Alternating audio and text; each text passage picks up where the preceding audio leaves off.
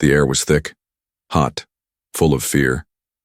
Guards stood in a line, their hands shaking on their weapons. Bright lights pointed at the metal cage in the center of the room. Inside that cage was a beast. It had long black claws. Its muscles moved under dark blue skin. Its eyes glowed yellow, and its teeth were still wet with blood. No one spoke. No one moved, except the human. He walked forward, alone. No armor, no weapon. Just old boots and a quiet stare. The alien girl standing behind the glass watched closely. Her name was Vetra. She was a scientist, trained to study deadly creatures. But this was something else. This was the Zarak beast.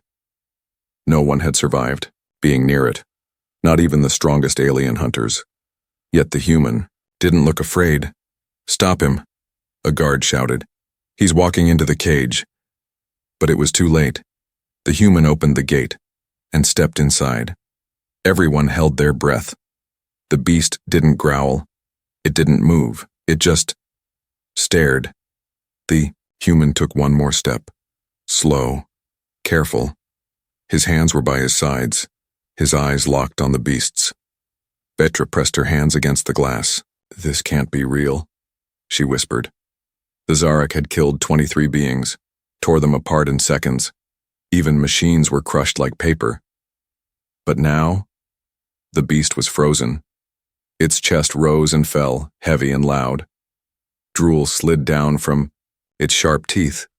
Then, without warning, it sat down. The room went silent. Even the machine stopped humming. "He calmed it?" a guard whispered. "No," Vetra said.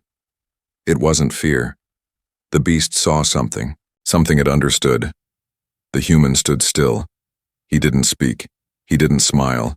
He just looked like a predator. Not wild, not angry, but cold, controlled, dangerous. The kind of danger that didn't shout. It waited. It watched. And it only struck once. The beast lowered its head. A low rumble came from its throat. Not a growl, but something else. A sound of respect. "Who is he?" a young assistant asked. "What planet is he from?" Vetra didn't answer. Her eyes stayed on the human. He reached into his pocket, pulled out something small, dry meat. He threw it near the beast. It didn't attack, it didn't rush, it waited. Then slowly picked it up and ate. The cage door stayed open.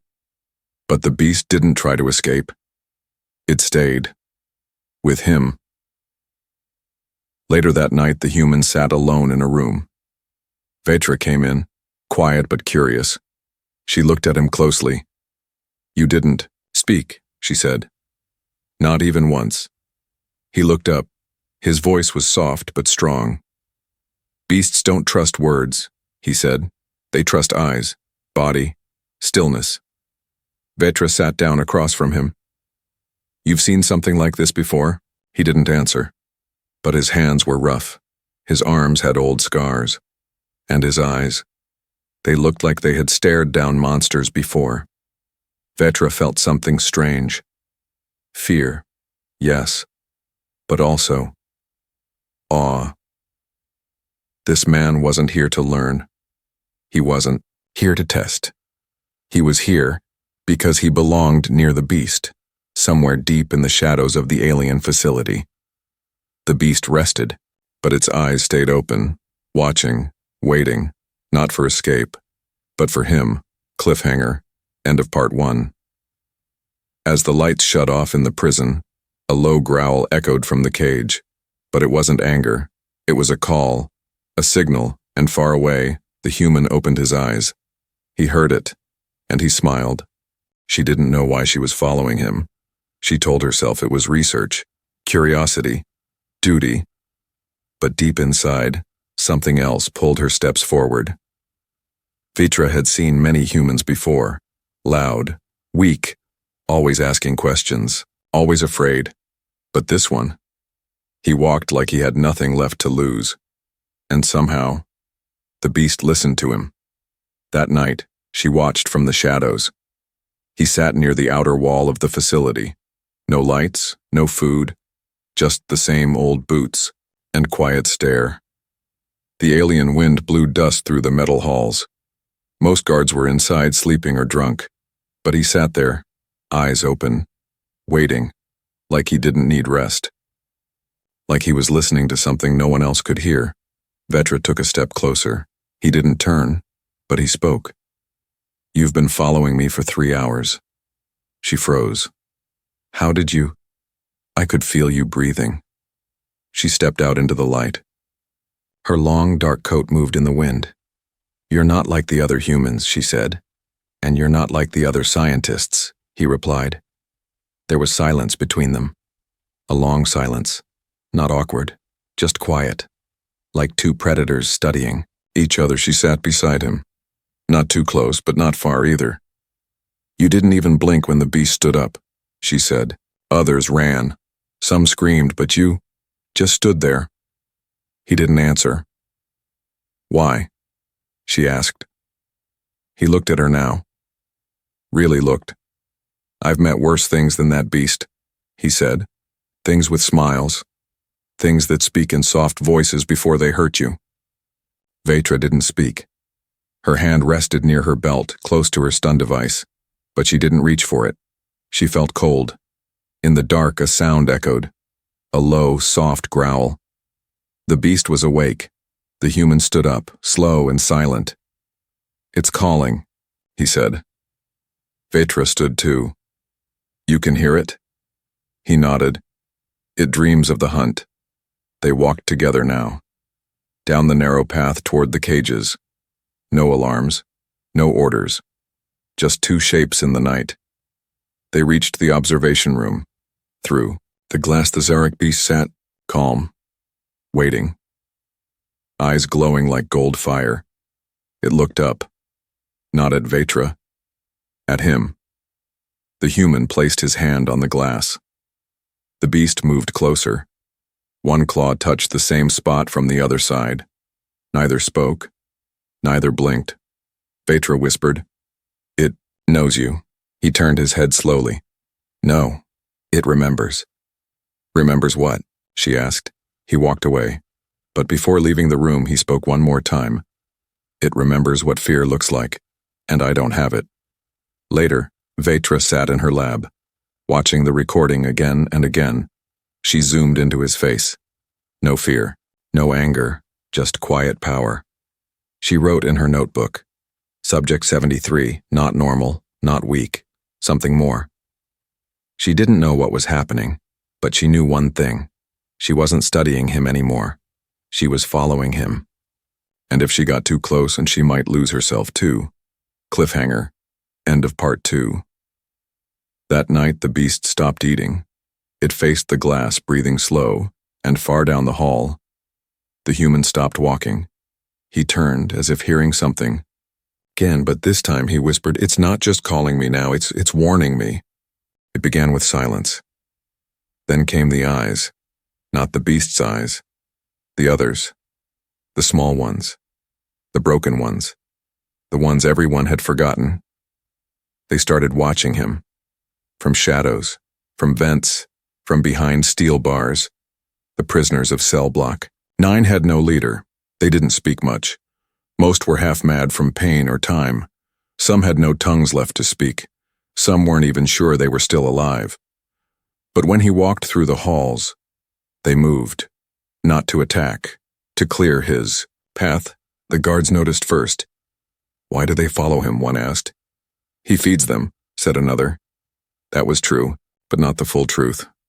He didn't give them much, just pieces of dry food he hid in his coat. But even the wildest ones took it gently from his hand. Like pups near a sleeping wolf, they could smell it on him. Power, pain, and something even darker. Vetra watched everything on the screens. She pressed a finger to her lips. "They treat him like a leader," she said. "No," said the assistant beside her. "They treat him like a god." In the dining hall, a fight broke out. Two aliens, huge and strong, slammed a smaller prisoner into the wall. The guards didn't move. This was normal. But then, he stood up, didn't speak, didn't shout, just looked, and everything stopped. The attackers backed away, confused. The smaller prisoner crawled behind him, and once again the room went still. Later that night the lights blinked, flickered, then died. Power cut. Screams echoed from the lower levels. Vitra ran to the monitors, but they were all black. Except one, a camera deep in the tunnel showed something moving. Fast, sharp, alive but not alone. A shape followed it. Slow, calm, unshaken. It was him. The assistant gasped. "What is he doing down there?" "That's where the forgotten creatures live." Vatra leaned closer. "He's not hunting." "Then what?" she whispered. "He's letting them find him." In the dark, the human stood still. Clicking sounds echoed around him. Metal claws, slithers, sharp breaths. Creatures closed in from every direction, but he didn't run. He didn't hide. He dropped a piece of meat on the floor, then sat. A soft growl came. One of the beasts stepped out. Its body was broken. One leg twisted, scarred all over. It came close, real close. Then it lay down beside him. Others followed. No words, no commands, just presence, one by one. The forgotten ones surrounded him, not to feed, not to kill, but to follow. Vatra watched. The screen. Her hands were shaking. "Who is this man?" she whispered. No one answered. But deep inside her, a new fear grew. He wasn't leading because he wanted to. He was leading because something inside him called to monsters. And they listened. Cliffhanger. End of part 3. In the deep tunnels, the camera glitched once, then again. Before it shut off, a final image appeared. The human standing. Dozens of glowing eyes behind him, and scratched into the wall above his head was a symbol. Not alien, not beast, but human. And Vatra had seen it once before, long ago, on a warning from Earth. "If you see this mark, run." She didn't sleep that night. The mark haunted her. She had seen it only once before, years ago, when a cargo ship came back from Earth. It was carved into metal, next to a message written in blood. "He walks with monsters." That same symbol was now inside her facility, and the man who left it was walking free. Vatra stood outside his door. Her hand hovered over the panel. She had so many questions, but one, just one, kept rising to the top. She pressed the panel. The door slid open. He was sitting on the floor, sharpening a piece of metal. It wasn't a weapon, not yet. But it could be. She stepped inside. He didn't look at her. He didn't stop working. "Tell me something," she said softly. Her voice was steady, but her chest was not. "Why do they follow you?" He kept sharpening. Metal on stone. The sound filled the silence. She waited. He looked up, finally, and said 4 words. "Because I buried them." She didn't understand. "Buried who?" His hands paused. He placed the metal down, stood up, and walked toward her, slowly. "There was a place," he said. "Cold. Dark. It wasn't a prison. It was worse. People were sent there to disappear. I was one of them." Vatra swallowed hard. "They locked us in with the beasts," he said. "No food, no light, just waiting to be eaten." She stepped back just a little, "But they made one mistake," he said. "They left me breathing. I watched them die." He continued. "My people, one by one. The screaming never stopped, and the smell." He looked away, for the first time. Stayed quiet. I listened. I learned their patterns. I stole from the dead to stay warm. Then one night I climbed over a wall of bones. Vatra felt her stomach twist. and I killed their alpha. You killed the leader? She asked. He nodded, but not for escape. Then why? He turned his eyes to hers. So the others would follow me. That's when she broke. She had studied fear, measured it, taught others how to resist it. But this wasn't fear. This was something deeper. This man didn't fight beasts. He became one. I saw you with the Zarek, she whispered. It looked at you like you were the same. He nodded once. Because we are. She backed toward the door, heart racing. I don't know what you are, she said, voice shaking. He stepped closer. You do know, he said. You just don't want to say it. Then she asked it, the one question she never wanted to ask. What do you want? And his answer wasn't a threat, wasn't a demand. It was worse. He whispered, I want them to open the cages. Cliffhanger. End of part 4. The lights in the hallway flickered. In the distance, a heavy alarm began to buzz. Vetra ran to the control room. One screen showed the beast, still inside. But standing now, facing the door, and written across the wall in fresh claw marks, were 5 simple words. He said, It's time now. It wasn't the alarms that woke the guards. It was the silence. No humming machines. No buzzing doors. Just cold, heavy quiet. Then came the scream. Not human. Not even close. It was the kind of sound that shook your bones before it reached your ears. The kind of sound that meant something old had woken up. And it was angry. 2 guards ran toward the control center. Inside, Vetra was already there, staring at the screen. Report! One guard shouted. She didn't speak. She just pointed. On Oboroi, the screen. The beast stood at the center of its cage. Its back was bleeding. Not from a fight, but from the words scratched deep into its skin. Words in human language. We are not your pets. And then, the camera cut out. In another room, the human was chained to the wall. 6 guards stood around him. One punched him in the stomach. He didn't cry out. Another hit him with a shock stick. He didn't flinch. You think you control something? The lead guard spat. The human slowly looked up. No, he said. I already did. Before they could ask what he meant, the floor rumbled. Then the walls cracked. The lights died. And from deep inside the prison came a roar that turned every face white. The guards turned toward the door. One of them whispered, That wasn't just the Zarak. There's more. Another scream followed, closer this time. Then the lights flicked on. Red lights, emergency lights, and in the blinking glow, the hallway filled with shadows, long, twisted shadows, with glowing eyes. The human smiled. You locked up beasts, he said. You forgot I speak their language. Vetra ran through the main hall, stepping over broken doors and stunned guards. Her screen flashed with warnings. Cell 12, breach tunnels, overrun beast containment. Failed. She opened the comms. All units, secure the human. Do not let him near the cages.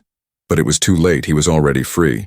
No one saw how he broke the chains. They just saw him standing in the smoke, walking calmly past broken steel. The creatures didn't attack him. They followed, one by one, crawling, stalking, waiting. Outside the lab wing, Vetra finally saw him again. He stood at the center of chaos, blood on his face, but not his own. Behind him, the Zarek beast stepped through a shattered wall, claws soaked, teeth dripping. She raised her weapon. Stop, she yelled. Call them off. He looked at her, eyes glowing with something not human anymore, and said only one word. Run. Cliffhanger. End of part 5. She fired. The blast hit the beast square in the chest. It didn't fall. It roared. And then everything went dark. All Vetra heard before she lost her breath was the voice of the human, soft in her ear. You tried to control a monster. Now you've set them all free. She woke with dust in her mouth, smoke in her lungs, and screams in her ears. Everything was red. Red from alarms, red from fire, red from the blood on the walls. Vetra tried to sit up, but her arm wouldn't move. Something was broken. Maybe more than one thing. She turned her head slowly and saw him. He was walking through the flames like they weren't even there. Around him, beasts crawled from vents and shadows. None touched him. They circled him like guards, like soldiers. Behind him, the Zarak beast carried something on its back. It was shaped like a human, but missing a face. Vetra pushed herself to her knees. She looked around. Her people, the scientists and guards, were either dead or running. Then she heard the voice in her comm. "Vetra, come in. We need orders. What's happening out there?" And press the button. "I don't know," she said softly. Then she looked at him again. "But I think I do now." She stood. He saw her, and for the first time, he stopped walking. "You still breathing?" he asked. "Barely," she replied. "You should leave." Vetra shook her head. "I can't." "Why?" She looked at the soldiers behind her. They were aiming their weapons at him. She looked at the creatures behind him. They didn't aim. They waited. Then she looked at herself. Her hands, her heart. Everything was shaking. One of the guards shouted, "Dr. Vetra, move, he's a threat." She didn't move. She took one step forward instead. The human tilted his head. Even the beasts seemed confused. Then Vetra did something no one expected. She raised her hands, not to fight, but to stand between the two sides. "I won't let you kill him," she said. The soldiers froze. "He's controlling the beasts," one yelled. "No," she said. "They're following him because they choose to, and maybe I do too." The human looked at her for a long time. His face didn't show much, but his eyes had something, like pain wrapped in steel. "You'll die for this," he said. "I know," she replied. Then came the command in her earpiece. "Vetra, you are ordered to shoot, or we will shoot through you." The human didn't move. The beasts didn't move. Only she did. She turned, faced her own soldiers, and drew her weapon, not toward the human but toward them. "You want to kill him?" she said. "You'll have to kill me first." They hesitated. Then one soldier raised his rifle. Bang! But the shot didn't come from him. It came from behind. One of the creatures had leapt through the air, claws first. The soldier dropped, screaming. Then all sound broke. Screams, shots, growls. War exploded in the hallway. But in the center of it all, she stood beside him and said nothing. Cliffhanger, end of part 6. When it was over, she was bleeding. He was holding her up. The facility was burning, the sky was falling, and the last working screen in the control room flashed one final warning. Containment. Breach. Nothing is coming to help you now. He looked at her and asked, "Still sure?" She gave a weak smile. "I made my choice." Ash fell like snow. The sky above the facility was cracked open. Black smoke curled into space. The walls were broken, the cages empty, and the war was quiet now, not over, just quiet. The human stood at the center of it all. His shirt was torn. His face was cut, but his eyes were colder than the fire around him. He didn't speak. He just walked, one step at a time. Behind him, the beasts followed. Some limped, some crawled, and one, the Zarak, dragged chains still glowing with heat. But when the human reached the outer gate, he raised his hand, and they all stopped. The Zarak beast stepped forward, slow and low. It looked at him for the last time. Then it bowed, not like a pet, not like a soldier, like a king bowing to another king. Vetra saw it from the rubble. She was alive, but barely. Blood stained her coat. Her hands shook. When she saw the beast bow, she dropped to her knees. Tears ran down her face. Not from pain, not from fear, but from something she could not explain. He turned toward her now, and for the first time since he arrived, he looked tired. She stood, stumbling forward. "You're leaving?" she asked. He nodded. "There's nothing left to fight here." "But where will you go?" she asked. He looked out at the red sky. "Wherever monsters still breathe." She took a step closer. "You changed everything," she whispered. "You broke what couldn't be broken." He looked at her, slow and calm. "No," he said. "I just reminded them." "Reminded who?" He paused. "The ones who forgot what humans really are." Behind them, the last tower of the facility fell. Sparks flew into the air like dying stars. He turned his back. Started walking. No goodbye, no promise. Just quiet steps into the wild. The beasts followed, one by one. Betra stood alone now. She looked down at her shaking hands. She remembered the cages, the lies, the fear. And then, she remembered his eyes. Eyes that spoke without words. Eyes that held pain and power both. She dropped her weapon to the ground. It landed in the ashes with a soft sound. Then she whispered to no one. "He didn't come to destroy us. He came to show us what we already were." Final scene. End of Part 7. The camera pans across the smoking ruins. The human disappears into the distance, surrounded by creatures once called monsters. And in the dirt behind him, something is left behind, drawn in the ashes, a simple mark, a warning, a name. Predator. And under it, scratched faintly by a beast's claw, but still human.